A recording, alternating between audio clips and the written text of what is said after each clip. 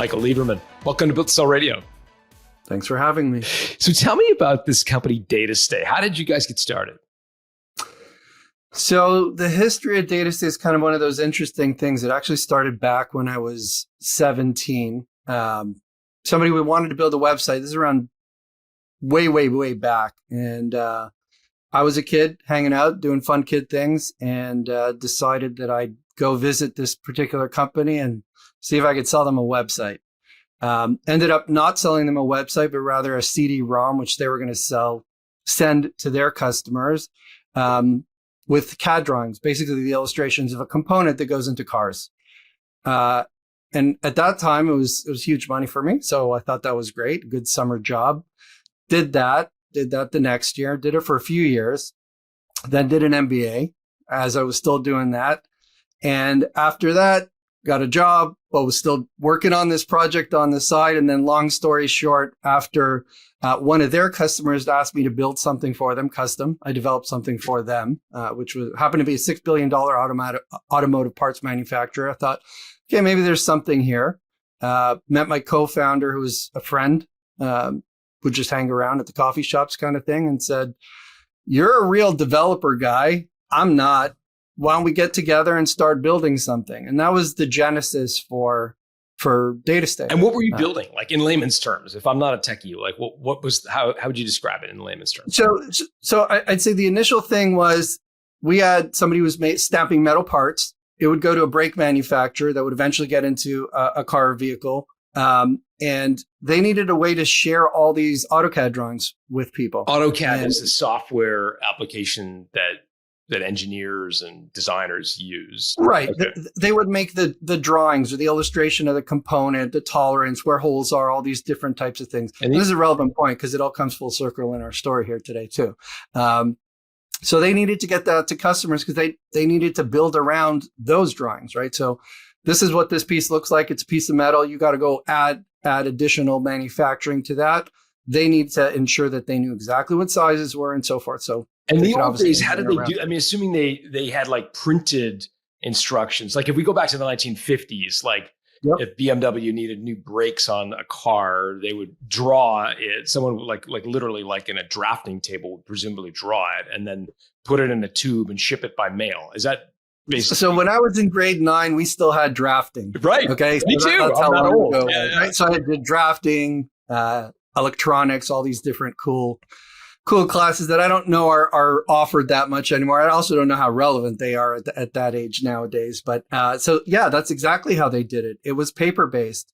And then when we first started working with them, I think most of it was still, you printed it out, or maybe they emailed files. Email was maybe not the best way, but they were getting the files there. And whichever way they did it, it wasn't easy, especially when there were, if you think about the number of vehicles there are, times the number of models, times the number of, different configurations. There were a lot of these drawings, and obviously they had to support them all the way back to really the first production vehicles. Right. Yeah. So how did you make it easier for them? So they had this huge set of drawings, and we figured out a way to, in essence, build a searchable catalog that initially the concept was, let's do this online. But, these engineers weren't really embracing the internet as of yet. So the idea was, let's send them a CD-ROM. CD-ROMs are kind of in their heyday there. The funny thing about it all was they couldn't just send the CD-ROM. They actually sent the CD-ROM players in the mail, or they couriered them down because people didn't necessarily have them in their computers. So what we built was, in essence, a catalog to search by vehicle, make, model, and then you'd get the drawing and you would see it, work with it, etc. Got it. So this is when you guys are kids. How does it evolve from there? So one of the large entities, it was Federal Mogul, which is was at that point $6 billion auto parts manufacturer, Champion spark plugs, Moog suspension, some of the names you'd know if you're kind of, a gearhead. Yeah. They came back and said, listen, we need to do that so that we could share our drawings, but we also need to control changes to those. So changes to our engineering drawings, and let people search for them. Our OEM customers, so let's say the Fords or the Canadian Tires or the Pep Boys. So not only did we do that, at this point it was already now web-based. So now we're doing all this in a web application that was kind of hacked together again, with blood, sweat, and tears and some chutzpah. And just for the one client though, just this giant automotive. This was this one client that was a custom built application for them. It was the most it was pretty sophisticated for the time and what I was able to build, but I would say it was purpose built for someone, not a SaaS application. It was custom rolled out. We were subsequently able to go back and sell to them the SaaS application. But again, sort of that whole process is what led to us identifying this need and rolled into one of the strategies that I think we had then and with some of the other businesses we've worked on, which is if you've got a whale brand, it's a lot easier to go to other companies and say, hey, these guys are already using this. Let us show you. So, we built credibility with that. And did you daisy chain your way to other brands then? Like, how did it evolve from there?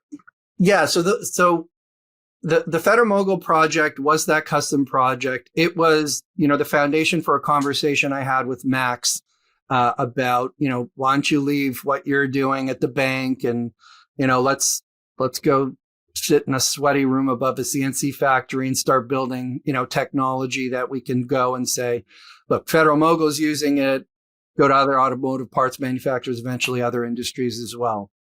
But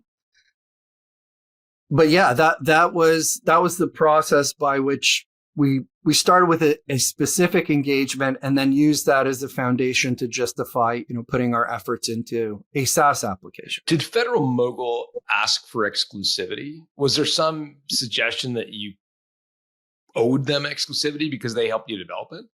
No.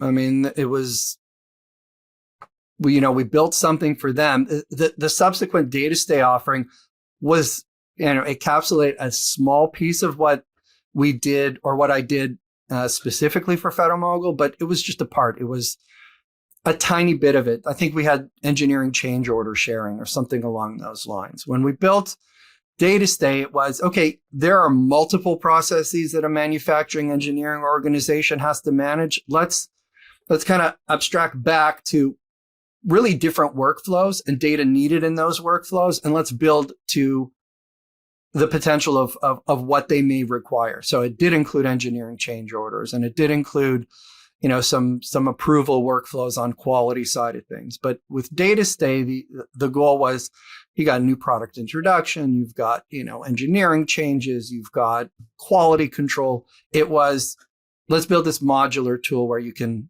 address any kind of workflows. So in some ways, it was a workflow management system, but very vertically focused on managing a product through its life cycle, which is what Datastay was, a product lifecycle management platform. Product lifecycle management. Is that a thing? I've never heard of that. Are there other players in that space? Yeah. So this kind of goes into, as we built something very custom, we started to look at the space, and it was really characterized by Siemens, PTC, and other massive entities, Dassault Systems. So these were guys that were managing these real complex projects like Airbus development or full vehicle development. So any mid-sized entity had to either had that or spreadsheets. I mean, that was our status quo that we would have to deal against was the spreadsheet. A lot of these guys wouldn't implement those kinds of tools, and with those being the alternative, it was kind of easier to position us. Now, that said, at that time, there were a couple other startups that were sort of tackling the mid-market arena solutions, which was subsequently bought by PTC, I believe. There was Agile, and there was another one, which is, again, relevant to our story. But the name slips my mind. I'm sure it'll pop up as we kind of go through. And so, so you do this one project for the big auto parts manufacturing company. You start to realize there's demand for this more broadly. How did you finance this business? Was this just bootstrapped, or did you have outside investors? What was that like? So initially, it was bootstrapped. Max and I, like I said, we just sat, hammered away, built something out. Our first target was obviously to go back to Federal Mogul with this new tool and move them from that custom developed offering to a subscription. How'd you guys divvy up the equity, you and Max? Did you guys go 50-50 or what? We just ended up going 50-50. Okay. Yeah. But going from custom where you get an upfront payment and like to more of a product based, like that's expensive. So it sounds like there were some investors along the way. So we did bring on some money, and the funny part is that the investment came from the guy that fired me from my first job, I guess. Let's call it that. What's the backstory there? Well, so after business school, we had this project that was called 601. And what that was a consulting project. You found a target client, you went in there, you helped them. I actually did a couple of them. One was interesting. It was a technology company in Israel. So we got free trips to there in London, and Boston, which was cool.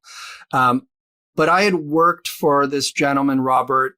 I was there while I was sort of doing the Federal Mogul maintenance work on the side. And eventually that was a startup that kind of hit the end of its runway. It had raised a ton of money. So left there or got fired there is the joke that me and Robert always say. And when we kind of wanted to take this to the next level, went back to Robert and some of his network put in a bit of money. So a nominal amount of money that we raised from how much did the company have to give up? I think we gave up, I want to say it was 10 or 20. Got it. So relatively small. You guys were. It was a relatively small amount. Still the majority shareholders. So where does it go from there? I mean, how did the market receive this product lifestyle management software? So, we started there. One of the things that we were able to do is sort of penetrate the braking world.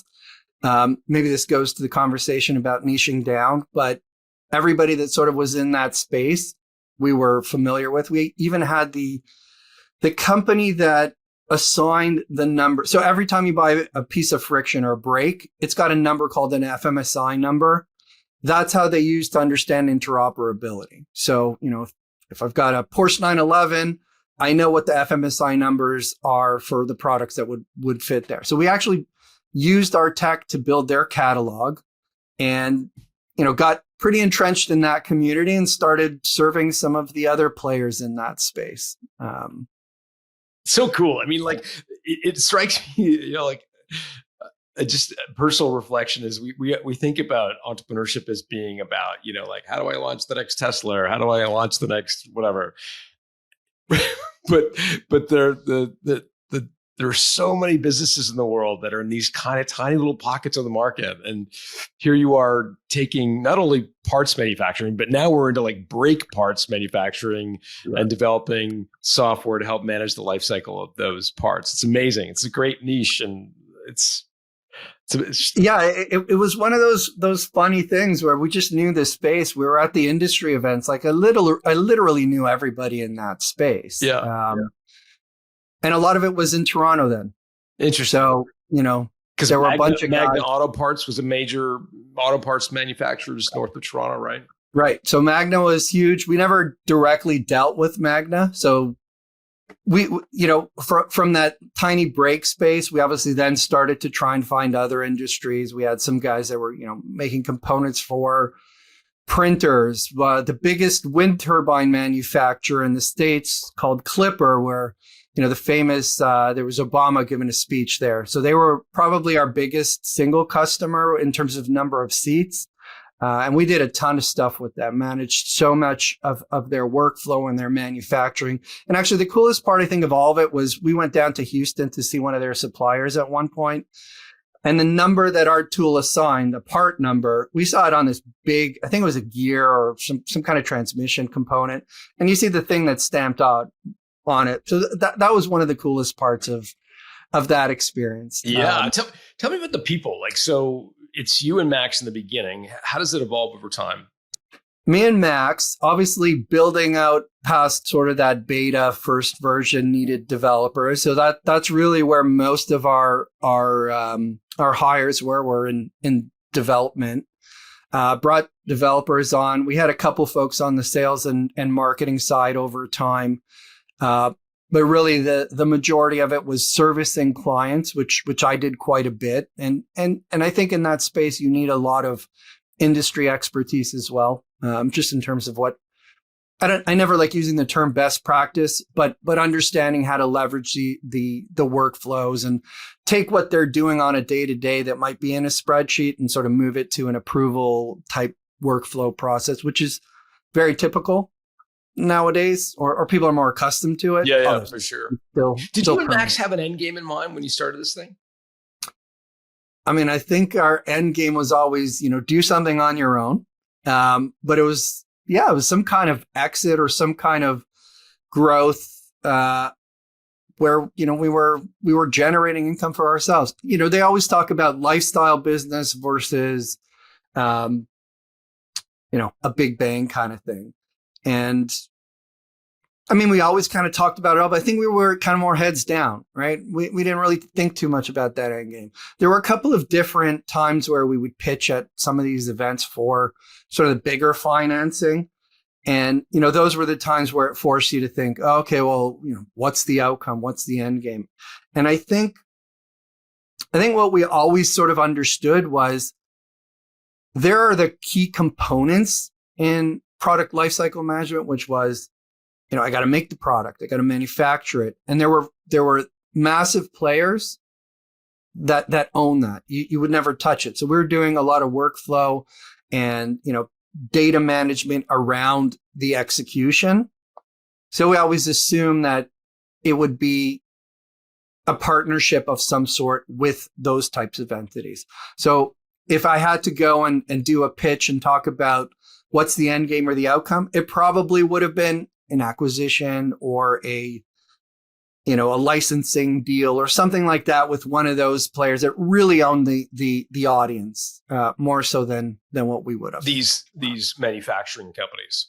Yeah. The Autodesks or the PTCs or anybody that was entrenched in these companies because they needed those kinds of tools to actually make the product, not just make it better or manage it. Yeah. How many employees were you at? Were at your peak? I think we were just about 9. So 9, 10. Used a little bit of external resources, but we're about 10 people. Got it. It's a relatively small team at this point. Yeah. And early in the game, what happened? Like, tell me the story about how the acquisition happened. Like, was there a trigger of some sort? Maybe just walk me through the story. Yeah. So I think that's the kind of interesting part of the whole story, in that, I remember I was in San Francisco when I emailed somebody I knew at Autodesk, I think it might have been a family vacation. I don't remember why I was in San Francisco, but nevertheless ended up spending a lot of time there after the fact.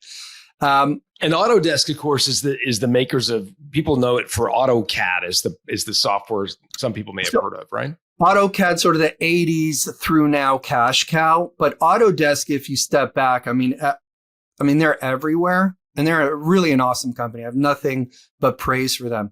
But any movie, visual effect, they ended up buying everything there. So you watch a movie, they win Academy Awards for that type of technology. They bought Maya, Softimage, and so forth. Anything to do with construction, so Revit and the space about data around buildings and so forth. Some of the greatest hospitals have been modeled out with Revit and some of their other tools. And then again, through to the manufacturing side of things and simulation and testing. Massive entity, very cool. And was happy to spend some time there for sure. Okay, so back to the story. You're in San Francisco. So I'm in San Francisco. Now, at this point, one of our key engineers came to my office, was kind of tearing. He's like, okay, I got to go. I'm going to find something else. I've been with us for a while. So now we're starting to think, okay, what's going on here? It's, this guy left. He was kind of a core piece of it. And, Max and I started to have the conversation of, okay, well, let's try and reach out to some people. We need some partnerships. Maybe we go back to Autodesk. I had a small relationship with a guy out there. But when I was in San Francisco, it reminded me, because I knew he was based out of there. Said, Brian, hey, let's have a chat. Let's catch up. We'll do a show and tell kind of thing. I want to see if we can help out with a tool that he had sold them, which was called Vault, which is where all the CAD drawings were vaulted, if you want to think about it like that. So I remember I got back to Toronto. I was like, okay, let's do a show and tell. Show him the tool. Specifically, I think he saw the Clipper Wind Power, what we had set up for them. So these massively complicated workflow processes for new product introduction and quality control. He's like, yeah, this is pretty interesting. I want to set up a call. I think it was within the week with his with his VP of product. Another guy was in Michigan. And at this point, I was like, okay, this guy might be interested. Now we're talking to the guy the next week. And he's like, yeah, this is pretty interesting. We're going to have another call. I think it was another week with the SVP, which was out in Portland. And literally from that one demo, it flew to that. Now, the backstory was they were in the process. Okay, let's go a tiny bit further back. The CEO of Autodesk at that point had famously said he would never enter the product lifecycle management space and was more into the tools, the creative tools. And what ended up happening is, for one reason or another, they decided that they were going to buy a company that was a competitive company. To yours? To ours. Okay. Right? There was not even any kind of consideration of us. Now, we had some attention because we were in a Forrester Wave article. So, it gave us a little bit of credibility and whatnot. But after I reach out, we get on the phone, go through these steps. What I hear after the fact is they were just about to, in essence, pull the trigger on this competitive tool, but they had an issue with the CEO for whatever reason. It was it seemed like a personal issue. Wasn't a good cultural fit, is the way I think they describe kids describe it nowadays. So from that perspective, it was, luck and I guess hard work at the same time. So we just kind of reached out at the right time, rather than, having this regimented approach to trying to find and acquire. Let me just see if I just want to get underneath something. You said you had a key engineer leave the team. Did they give you a reason for leaving, or did they find something else? Or was there some reason that they left? I mean, I think he had been with us for a while. And, as somebody who's at the cusp of his career, a young dude, I think he wanted to find something new. We still have a great relationship with him. And what was it about him leaving that made you think, now's the time to initiate a partnership? Were you trying to plug in the whole of his absence with some more engineering depth? No, I mean, I guess if I step back and kind of revisit the way I described it, I think there were a couple of things going on at that time. We were focused on product and servicing customers. We didn't bring on additional money. We weren't really focused on the growth side of things, or we were, but it wasn't resulting at a speed that we wanted to, because we were so focused on servicing relatively large customers at that point. So now it's okay. Well, I got to go back to the drawing board, find a person. So that's distracting Max from some of the work that he's doing. And I think you kind of get to one of those points where maybe it was a down point in our existence. Let's put it that way, more than him leaving specifically. It was just one of the pieces of the puzzle. Kind of an emotional ebb in the company's kind of whatever. The ebb and flow. It wasn't in the best part. It's like, what are we going to do with this? Are we going to continue on and so forth? So I think it was that. And what are you and Max pulling out of the company this time? Is this like a lifestyle business where you're sitting high on the hog and taking all the profits, or are you guys pouring everything back in, or like how are you and Max kind of? No, we're not living the life of the dream life. Let's put Larry it Ellison rich with the big boats and all. No yachts, no massive excitement. I mean, listen, we were pulling out a decent amount to have a normal living, right? I think at that point I bought a new house and no kids yet, different lifestyle, just got married just around then kind of thing. So, I mean, we had what we needed, but we weren't at the state where it was. Got it. Excellent. So you reach out to Autodesk and they're like, seem to be pretty keen and accelerating this up from the guy in Michigan to the guy in Seattle. And so this is starting to kind of move. What's going on in your head at this point? Like, what's your sort of headspace? So let me just add to that last point, which is I think what was important is that we had a champion there who saw the value in what we were doing and was really impressed by it in order to bubble it up the chain. I think that's an important piece to the conversation. But in terms, okay, so now stepping back, what was going on in our heads? Yeah. It was a chat with Max. This is kind of what happened. We're going to go and talk to these guys. I think within a couple of weeks, we also drove down to Novi, Michigan, to their office there to kind of talk about what this may or may not look like. Was it still a partnership discussion at this point? At first, it was a partnership discussion, and then it was basically, listen, the SVP was, he had that, his name was Buzz. I don't know if he was in the military, but it was, listen, we're not partners. Okay. So we're going to figure out if this makes sense or not. And that's it. It was, that was basically what was said. So we kind of had the idea of what the end game was there. And the question was, is there a fit? Is this going to work? To which you assumed he meant, we're not partners. If there's a no, we're going to buy this. We buy companies. That's kind of our game. So that was what Buzz said.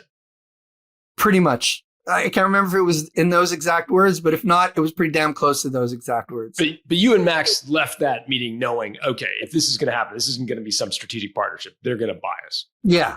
So at that point, we kind of knew, and we were thinking about different numbers in our head and how that might change things or not, and Did you guys have a number? Like, did you have a magic number? Like, if we could get this, we'd hand over the keys tomorrow. I mean, I think at that point we're like, at any number that had 6 zeros on it was already something that was exciting to us. So whatever it was going to be would be interesting.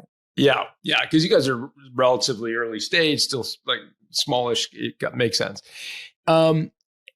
One other question: when you went to the product person, the first one, not the VP in Michigan and not the senior vice president, the military guy, but the initial guy, like sounds like he or she was fairly in the bowels of the organization, not a huge. I'm curious about that because I guess people at that level wouldn't necessarily have the experience to know the M&A strategy of $1 billion company. Like, was there a sense that you were kind of maybe walking into a bit of a trap in that person could have taken your idea and maybe said, "That's great. Thanks for sharing the software with us. We can create this in a weekend with all the engineers we've got." Was there any sense that you might be sharing a little too much in that meeting? So I don't think so. Let me kind of roll back to Autodesk because it's a unique environment. I think there are companies like Autodesk and Adobe and so forth that are characteristically acquirers, right? So what do I mean by that? This guy was actually acquired, I think, 10 years before us. So he'd been there for a while. He'd also participated in a number of acquisitions. That was largely their MO. I mean, starting from scratch at an entity of this size, I mean, it's the innovator dilemma. So they're an acquirer. We knew that, or maybe in hindsight, I know that. So the idea that they might steal our idea or technology, I mean, I think that was in every conversation when you're sort of young and early, you think that. But the reality of it is what we built was a pretty substantial asset and platform. You can't flip that over in a day, right? Why?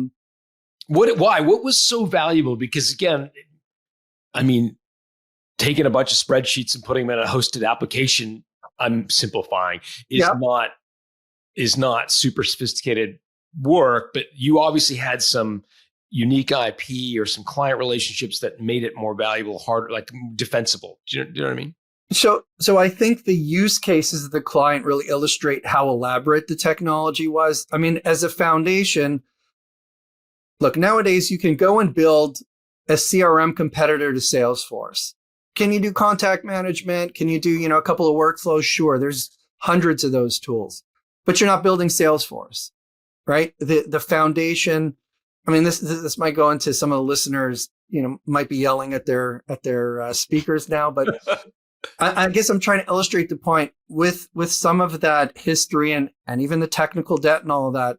There's a lot of learnings and things that are built into the tool, and you can't just flip it over the next day. And I don't think Autodesk would have done that. I don't think they ever were. The fact that they were already looking at alternative tools to bring in play before they spoke to us, I think indicated that also. So God, I want to make sure I got the guy in Seattle. Did you say his name was Buzz, like Buzz? It might have been a nickname, but his name was so Buzz. Good. I can just imagine the crew cut and like the. And you know what? He did have a pretty buzz. But there you go. So Buzz says, like, we're not into partnering. If we're interested, we're going to buy you. And you and Max get the message. What happens next? So now we're kind of in this phase. I want to say it's a little bit before any kind of due diligence or whatnot. We are kind of having a couple of little conversations. I think that was when we went down to Novi to kind of figure out how this might look and what it does and so forth. But then I remember reaching out to someone on their end. And this is, you just asked the question about, shadiness or something that I should look forward. We should be looking at when you go through a process like this. So obviously we had this, and I might be mixing up the timelines. If this is in the due diligence part or before. I'm going to say it was before because we obviously had built on a modern data stack. It was web-based. It was Java and so forth. It had nothing to do with the old Microsoft.NET structure that most of what Autodesk built on. So actually, I think our biggest obstacle kind of came from some of the folks internally on the dev side that had an idea of how the tool worked, but maybe we're worried more about how that might impact the skills and the technology they had been using. The other company that they had looked at, and obviously I'm kind of telling you this in hindsight, was a .NET solution. And it was, okay, we're going to bolt it on and we'll incrementally increase this. With what they were looking at with Datastay, it was entirely different, right? In that space, all these tools did have to eventually work together, but it was a web-based application, completely different from what they were really working and selling on. So that's where I think behind the scenes, there was a little bit of, this isn't the right thing. Why don't we use the one that has the CEO that you guys aren't biggest fans of, et cetera. And eventually those guys got moved into other roles from my understanding. But that was sort of one of those obstacles that I believe it was a chat I had with one of those three folks on their side that kind of mentioned it. So that was sort of a hidden obstacle, if you will. Yeah, that's good for our listeners to hear, because no matter what industry you're in, you're going to have the people buying the companies who are the senior, M&A folks. But then you also have the people who are going to be in charge of ultimately integrating your company into theirs. And if they feel like that's going to be hard work or that it's not a good fit, they can quietly kind of mess up a deal. They do have an influential voice at the table. Yeah, it's the people you don't necessarily think of, right? I think integration and the challenges of integration, which are probably not as well thought of ahead of time as they are after the fact. I think in due diligence, that definitely comes up, but that was one of the concerns that they expressed within their leadership conversation. And I remember we were having like a team lunch, and then I got a call from Buzz finally because I was trying to figure out what was going on, and he told me what's going, the backstory, and I'm like, yeah, none of that matters. I don't think I said it that way, but let's keep this going, et cetera. And it did keep going, obviously. And so when did the first offer come through? Like, when did the Spectre evaluation come up? Did they send you an LOI? Did they ask you how much you want for it? So they didn't ask anything. They sent an LOI. With their, M&A teams and experience. They said, this is what we're doing. Actually, I think it was on the phone because Max and I kind of cheered silently in the background because it was a number that was different than what we, just pick a random number out of thin air. So we did the, yay kind of thing. So sorry, you and Max had a like kind of put on mute. I don't even know if we had it on mute. We were talking to Tony, who was running the corporate M&A side of things there. Basically told us this is what the scenario is. This is the LOI that's coming. This is the valuation and the dollar amount. And we were happy at that point. And I know we have to be a little sensitive around the number itself. So what was the multiple of revenue you and Max were hoping to get for it? And then what was the offer? I think we were hoping for like a 3-4 and got like a 10 to 12, somewhere in that range. Wow.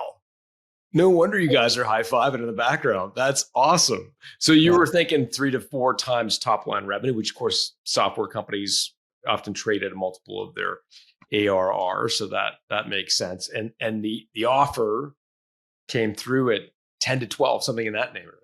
Yeah. Wow. And at that point, as a Canadian, you kind of understand this, the very rare time where the Canadian dollar was worth more than the American dollar. This is also US dollars, was upside down. So we tried to factor that in. That was the only thing we sort of gave a little bit of pushback, and they're like, guys, this is what's on the table. So. And so you pushed back and said, hey, Canadian dollar is worth a little more than the US dollar. So can you sweeten this a little bit? And they're like, no. This is the offer. This is how it goes. And so they had one market clearing offer and you attempted to sort of nibble at the edges, and what did they say or do that led you to believe that there was no extra room there? Like, how did they, what was the tone of voice they used, or what was the way, like, this is kind of a take it or leave it offer. We got to bite because there's not much. Like, how did they communicate that to you? Yeah, I think it was just on the conversation. This is it. We're not because I think we'd asked for something around the exchange rate. And they're like, we're not going to do any of that. This is the deal. That, and to their credit, they don't come in and lowball and try and play a bunch of games with you. We knew it was a good offer for us, and messing around trying to fight with it. I already, I guess maybe one of the things in the back of my mind was that history around another entity that they were looking at and the interaction with their CEO and so forth. So I knew it was fair. I mean, they prefaced it with this is fair, good deal. So we didn't really want to mess with it. We gave it a bit of a shot, but yeah. And did they sort of hint at the idea that, this is a fair offer, but if you don't want it, there's 3 other companies that also do product lifecycle management that we're happy to go buy. So no, I think it was a very cordial relationship. There was none of that. Nobody was trying to, we knew it was fair. They knew it was fair. We at this point, we did want to get something done. We thought it was exciting. And the funny thing is like I said, I started distributing AutoCAD drawings all those years ahead of time. So that was the funny full circle. So that's what I really liked about Autodesk. In that it sure came all full circle for sure. So where does it go from there? So LOI looks really good. You nibble at the edges. There's no take there. So you're like, all right, you guys decided to move forward. Did you go back to Robert and share the offer with him? What was his reaction? So I think the first person I called was my dad, just because a lot of this happened around AutoCAD, which he knew. He's the one who really pushed me to do that first project. So I thought it was funny. I remember calling him, I was driving in the car. We went back. Sorry, what did your dad say? Oh, that's great. Good.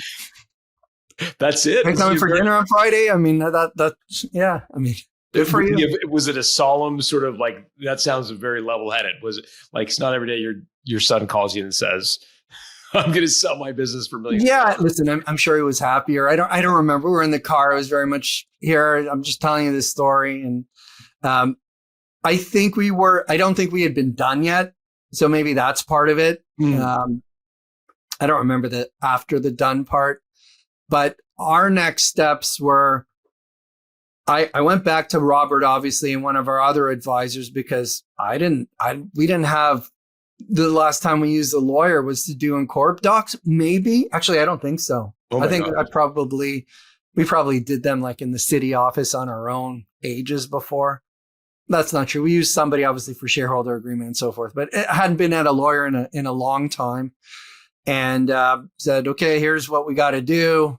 You guys got to start looking at the LOIs and giving us some advice. You've been through it. Help us navigate this. And they put us in touch, obviously, with the lawyer who helped us through everything and really were the eyes and ears for us. That'd be Robert. What was Robert's reaction to the offer value? I think it was good. I mean, those guys got a piece of money out of it. They were happy. What was their like return on investment? Like for every dollar they 10x'd what they put in. 10x. Wow. Yeah. Yeah, I'd imagine he'd be pretty happy with that. Yeah. So they got their money out. And so it ended up, I think it was 4 guys altogether that put in their share for that little amount, but they I hadn't heard from them in years, with the exception of Robert and Pierre, but the other two, didn't even know they existed. Now it's funny, after the fact, everybody comes out of the woodwork and has opinions, but that said, they were very helpful, Robert and Pierre, in terms of that process. Setting up, doing the due diligence. I remember I was actually in Italy, walking through, and I was going back and forth to sort that out when we did due diligence. It was like a previously booked family trip kind of thing. What was the trickiest part of diligence? You just kind of have to pull everything together. I don't know that it was tricky. I think it's the anxiety around it. What are they going to find? What's going to set them off? And I would say less on the business side and more on the technology side. They found we licensed some charting library or something like that. We can't buy it. You guys got to remove this and replace it. So there were those types of things. But that said, the process was pretty quick. Was this life-changing for you? No, I think as you change things, or life changes, whether it's financial, you just grow to that point, depending on who you are. So yes, it was life-changing in a number of ways.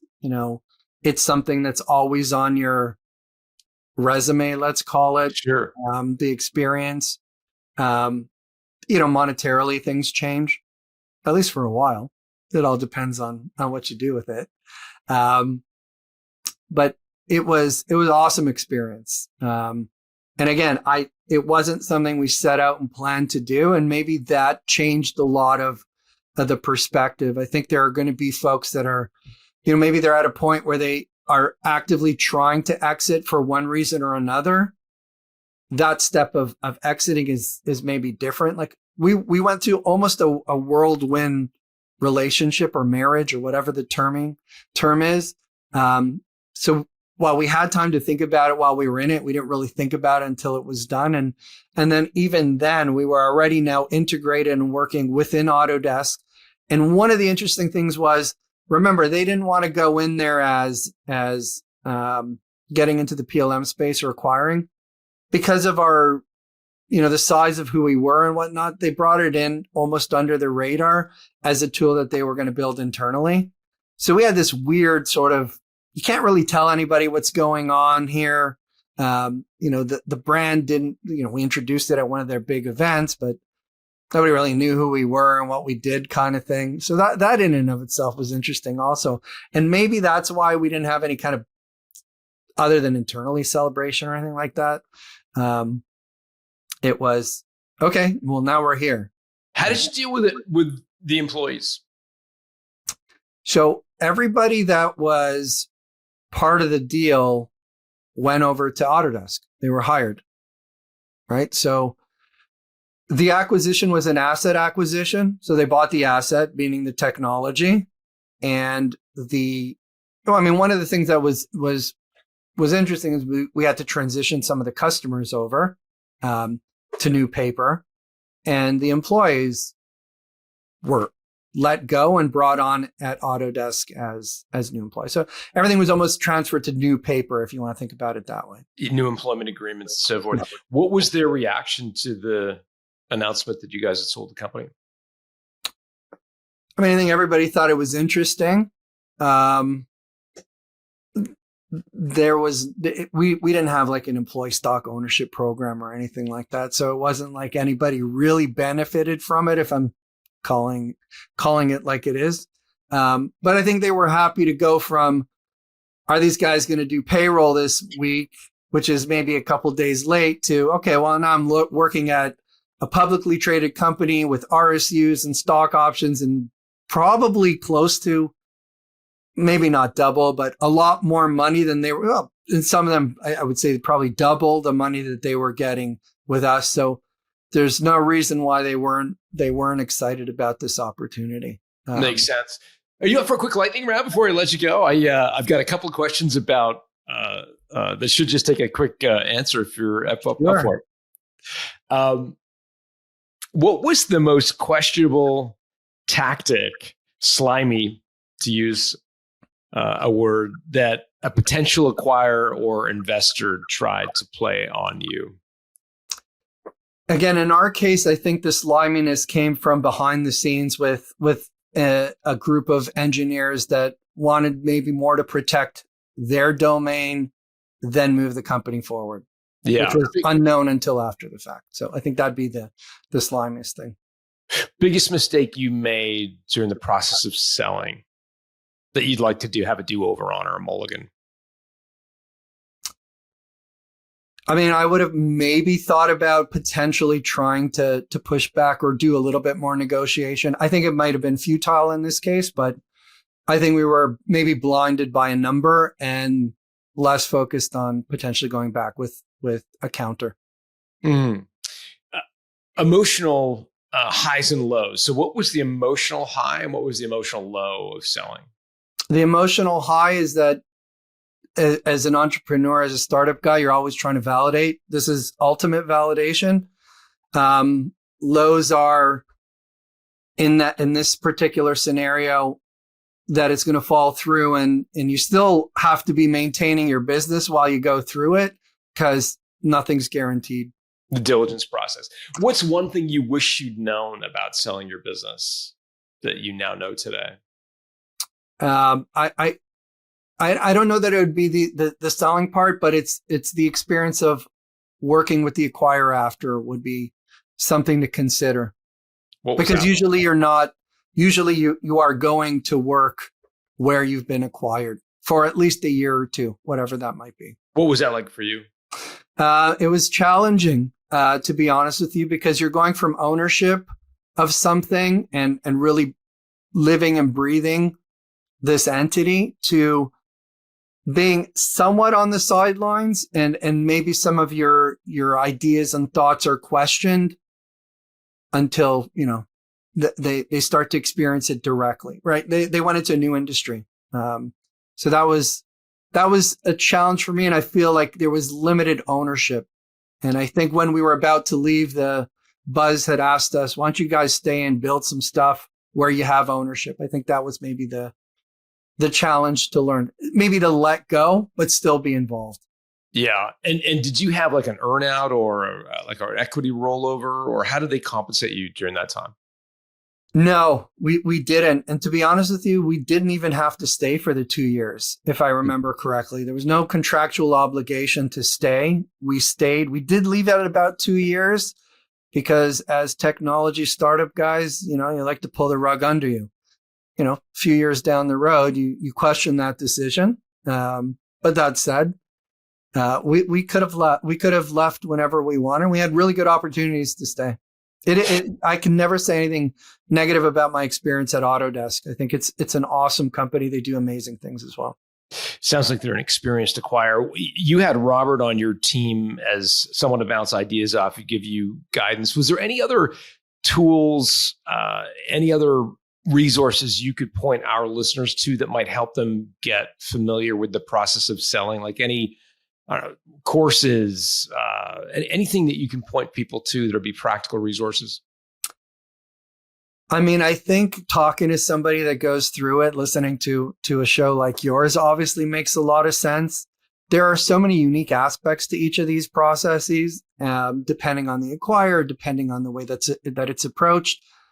I don't know that I had anything that I went specifically to other than potentially a book about someone. And to be honest with you, I wouldn't even remember which book it was. It's Got it. What do the experiences look like? Due diligence you can look at, know what to expect ahead of time, but the entire process. I mean, you want to read Chris Voss's book on negotiation? Sure. Is it going to help you? Maybe. But until you're in it, it's one of those things that's hard to plan for. Yeah, no, for sure. In fact, we had Chris Voss on the show, right? I know. That's 3 months ago. Chris. He was fun. He was wonderful. But you're right. There are some things you just can't prepare for. Tell me you bought yourself a trophy. You sell your business for 10, 12 times revenue. I'm guessing there's a trophy here. I bought a car. What'd you buy? A 911. Nice. You still have it? No, it's now part of a kitchen. My wife also got hit in an 18-wheeler in it, which messed it up a little bit too. She's fine. Everything's fine. It just happened to drag her. So I kind of cooled it off. I was always a big car guy. So that was my little personal gift. Treat to yourself. Yeah. Nice. Well, I'm super grateful for you sharing this story with our listeners. Is there a place that folks, if they wanted to reach out, can reach you? Is LinkedIn the best, Michael, or what's LinkedIn is the best. You can reach me at one of the current projects we're working on. So it's my first initial, last name, M. Lieberman at Lasso, LASSOO.io. But LinkedIn's the best place. Right. Search Michael Lieberman, Datastay, Trial Fire, Lasso. You'll find me. Awesome. And we'll put Michael's contact information and his LinkedIn profile in the show notes at builttosell.com. Michael, thanks for doing this. With pleasure. Thanks so much, John. Appreciate it.